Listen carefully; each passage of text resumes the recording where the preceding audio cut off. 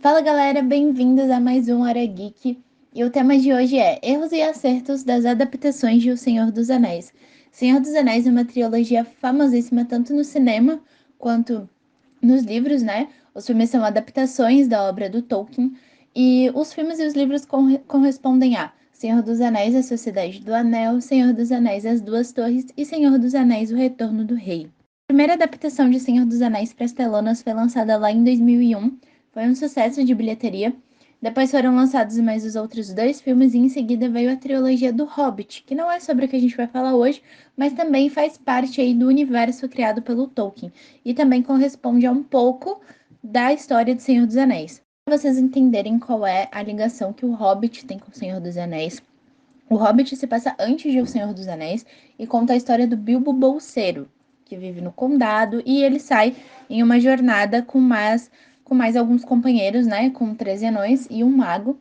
E nessa jornada ele acaba encontrando um anel e ele mantém esse anel guardado por 60 anos, até que em O Senhor dos Anéis ele acaba passando esse anel para o seu sobrinho Frodo e aí a gente descobre que esse anel, na verdade, ele é do mal, ele é um anel que foi forjado para comandar todos os outros anéis que foram forjados. E no decorrer dos 3 livros, né, e dos 3 filmes, a gente pode acompanhar essa jornada do Frodo desde a formação da Sociedade do Anel até o retorno do rei, onde a gente entende o porquê que esse anel tem que ser destruído, como que ele tem que ser destruído e quais são os sacrifícios que o Frodo vai precisar fazer para conseguir destruir o Um Anel.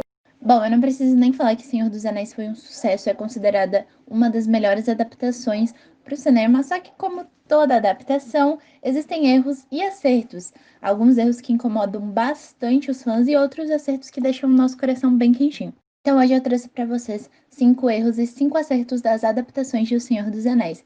E para ficar uma coisa mais dinâmica, eu vou falando um acerto e um erro. Eu vou explicar um pouco para vocês sobre cada um, sobre qual é o contexto, para que vocês possam entender um pouco melhor. Até mesmo para quem nunca leu os livros, mas gosta das adaptações Então, galera, e vamos quer entender um começar pouco com um mais sobre esse acerto que universo. foi os Cavaleiros Sombrios. Bom, mas o que são esses Cavaleiros Sombrios? São 9 homens que eles foram seduzidos pelo poder. Para vocês entenderem, quando os anéis do poder foram forjados 3 para os elfos, 7 para os anões e 9 para os homens. E um foi forjado em segredo, que é esse um anel, que é o anel que o Frodo tanto quer destruir, né? Que todo mundo quer que seja destruído, porque ele foi forjado para o Sauron, para ele poder controlar todos os outros anéis e ser o ser mais poderoso que existe.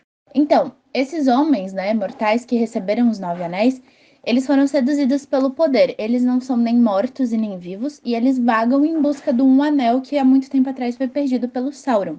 E eles vivem como escravos do Sauron, fazendo tudo que ele manda, inclusive na jornada do Frodo. São eles que sempre estão atrás do Frodo e tudo mais. E o Peter Jackson, ele seguiu muito à risca a descrição dos cavaleiros que são passadas no livro, né? O jeito que eles são. E realmente, quando você vê o filme, quando você vê eles, você se sente realmente enxergando o que foi descrito no livro, porque é muito real, é muito parecido. E o primeiro erro é a passagem de tempo. Bom, isso não chega a ser um erro muito grave ou alguma coisa que incomode muitos fãs, porém algumas pessoas ficam confusas, né? Enquanto no filme parece que se passou só algumas semanas desde que o Bilbo foi embora e o Gandalf saiu para estudar o Anel e o Frodo ficou sozinho lá no condado, na verdade se Eu, passaram particularmente, 16 quando eu vi anos. os filmes, achei que os hobbits eram bem novinhos, que eles tinham ali no máximo 30 anos, mas na verdade, quando o Frodo sai para a jornada dele, ele tem 50 anos, que já é Bom, uma galera, idade e o bem segundo acerto avançada, tem a né? ver com o Convenhamos. Sauron. Eu particularmente diria que o ator, né, o Christopher Lee, ele nasceu para esse papel porque ele se encaixa perfeitamente, ele se encaixa nas características, ele passa o mesmo ar dos livros e, enfim, ele passa exatamente o mesmo ar quando ele tem essa ganância, essa vontade, essa tolice, né, tomado pela vontade de ter um anel, que ele se acha capaz de derrotar o Senhor Sombrio. O papel caiu que nem uma luva pro ator. E uma curiosidade é que o Christopher Lee, ele foi o único do elenco de Senhor dos Anéis que conheceu o Tolkien pessoalmente. E ele também era extremamente fã de Senhor dos Anéis. Em uma entrevista ele chegou a dizer que ele lia pelo menos 2 vezes por ano Senhor dos Anéis, a trilogia, né? E ele conheceu o Tolkien por acaso, mas foi por causa disso que ele conseguiu o papel em O Senhor dos Anéis. Na verdade, ele queria interpretar o Gandalf, só que ele sabia que ele já estava muito velho para fazer isso, então ele acabou aceitando o papel de Sauron e ficou perfeito, né? Eu já disse ali antes que encaixou que nem uma luva. Ele atende todas as características, ele passa o mesmo ar do personagem nos livros e ficou perfeito. Eu não consigo imaginar outro ator para interpretar o Sauron. Sobre ele interpretar o Gandalf, o que aconteceu foi que ele e o Tolkien começaram a trocar cartas, e numa dessas cartas o Tolkien deu a benção, digamos assim, né, para que ele interpretasse o mago Gandalf nos cinemas. Só que se passaram muitos anos e quando chegou, né, as adaptações, ele já estava muito velho, como eu disse, então ele acabou ficando com o papel do Sauron. O segundo erro é sobre o Faramir, que é o irmão do Boromir, e ele é retratado de uma forma extremamente diferente nos filmes. Então, enquanto nos livros ele é um ótimo capitão, ele é uma pessoa extremamente boa e ele ajuda o Frodo e o Sam, nos filmes ele é retratado como uma pessoa rude, violenta, e ele aprisiona o Sam e o Frodo. E ele não deixa eles saírem, não deixa eles continuarem. Eles acabam fugindo depois e tudo mais. Só que a personalidade dele é bem diferente nos livros, e eles retrataram ele como uma pessoa agressiva, como uma pessoa má, quando na verdade ele não era nada disso. Ele foi super importante para que o Frodo e o Sam continuassem a jornada. Terceiro acerto é a cena de formação da Sociedade do Anel. Essa cena não existe nos livros, é uma cena exclusiva dos filmes. E como eu disse, né, nos livros a cena onde o Gandalf, o Aragorn, o Legolas, o Gimli e o Boromir, eles se juntam ao Frodo oferecendo as armas, oferecendo a proteção deles para ajudar ele nessa jornada para destruir um anel, não existe. A única cena que existe que tá assim interligada com essa é a cena onde os hobbits invadem o conselho, mais especificamente o Sam, para impedir que o Frodo saia em jornada sozinho. Então essa cena existe, mas essa cena da formação realmente deles oferecendo as armas e a lealdade não existem. E o que eu acho extremamente linda, essa cena é linda, é a minha cena favorita de todos os filmes. E eu acho que faz muita falta nos livros, porque é uma cena que mostra realmente a irmandade que existe dentro da Sociedade do Anel, o quanto eles estão dispostos a se juntarem com pessoas que tiveram brigas no passado, como por exemplo um anão e um elfo, que era uma coisa que não se via e se odiavam, para defender o bem maior, para defender a Terra-média. E o terceiro erro, que é o descarte do Tom Bombadil nas adaptações. Bom, nos livros, o Tom Bombadil se demonstrou ser o ser mais poderoso da Terra-média, sendo até mesmo imune aos efeitos do Um Anel. Então, enquanto as pessoas que chegavam perto dele, as pessoas que tocavam no Anel eram seduzidas pelo poder ou sofriam muitas mudanças, como foi o caso do Frodo, né? Que ele foi mudando com o tempo que ele levou na jornada dele, sendo seduzido pelo poder do Um Anel. O Tom Bombadil não sofria efeito nenhum sobre o Um Anel. E ele foi até considerado no conselho para ser o portador, para ser quem ia destruir um anel. Sem contar que as canções dele são extremamente poderosas, então ele sempre cuidava de toda a Terra-média, da floresta principalmente com as suas canções, e ele foi totalmente descartado nas adaptações, que foi uma coisa que chateou bastante os fãs. O quarto acerto tem em relação aos orcs, porque a atitude, né, a decisão de o Peter Jackson ter dispensado totalmente os efeitos especiais e ter apostado na maquiagem dos orcs rendeu ao filme um Oscar de melhor maquiagem.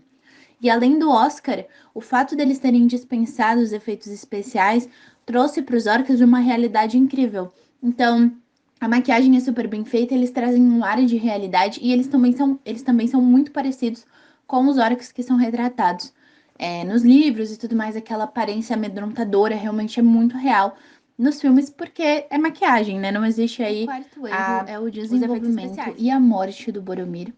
Porque enquanto no livro, né, A Sociedade do Anel, a gente consegue compreender os motivos pelos quais o Boromir acredita que a melhor opção seja usar um anel contra o Sauron, nos filmes eles deixam muito a desejar. Eles retratam o Boromir como um homem fraco, agressivo, rude, ganancioso, que só quer um anel para ele, uma pessoa extremamente agressiva, né, quando ele vai atrás do Frodo e tenta fazer o Frodo dar um anel para ele, depois ele se arrepende, né? Mas enfim, nos livros a gente consegue entender o porquê que o Boromir tem essa ideia, ou porquê que ele acha que ele consegue controlar um anel, porque na verdade ele só queria proteger a casa dele, ele só queria proteger as terras dele, enfim. E outra diferença é que, na verdade, nos livros, o orc que mata o Boromir com as flechadas, ele nunca existiu. Na verdade, nos livros ele morre também contra orcs, mas ele morre lutando contra 100 orcs para salvar o Pippin e o Merry. Então, os filmes passam uma ideia de que ele é fraco, de que ele é arrogante, mas na verdade ele é um guerreiro extremamente corajoso e ele morreu salvando o Pippin e o Merry. Bom, chegamos no último acerto e no último erro. E o quinto acerto tem a ver com a Galadriel, que foi um personagem, né, que foi adaptado muito bem, porque além da atriz ter as mesmas características físicas que no livro, a Galadriel segue extremamente a versão literária. Então, como eu disse, as características físicas, as características da personalidade dela, até mesmo como no livro, ela avisa o Frodo sobre o Boromir, que o Boromir vai tentar tirar um anel dele. E com certeza é um dos personagens mais idênticos. É um erro que me incomoda bastante, que é a mudança que foi feita na personalidade do Pippin e do Merry. Bom, enquanto nos livros, né, já quando você começa a ler a Sociedade do Anel, você percebe a importância que o Pippin e o Merry têm para essa história, a importância que eles têm na jornada, porque nos livros são eles, né, os dois junto com o Sam, que planejam a fuga do Frodo, entre aspas, assim, né, a saída dele do condado. E nos filmes eles acabam caindo ali por acaso, enquanto eles estavam roubando cenouras e repolhos. E eles transformaram o Pepinho Mary no alívio cômico do filme, aquele personagem que vai te fazer rir, que você vai achar burrinho. Eles vão na viagem com o Frodo porque eles são extremamente inteligentes, porque eles entendem muito sobre geografia, eles conhecem muito bem a Terra-média.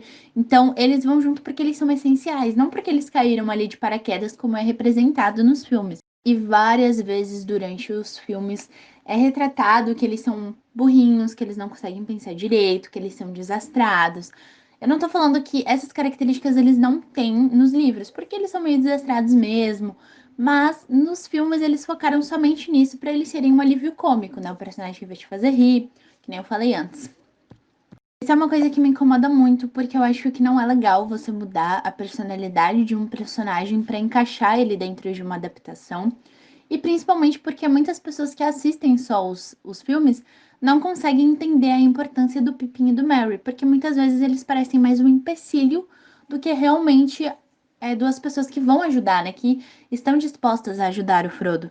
Então é isso, gente. Espero que vocês tenham gostado do programa. Até o próximo e que a força esteja com vocês.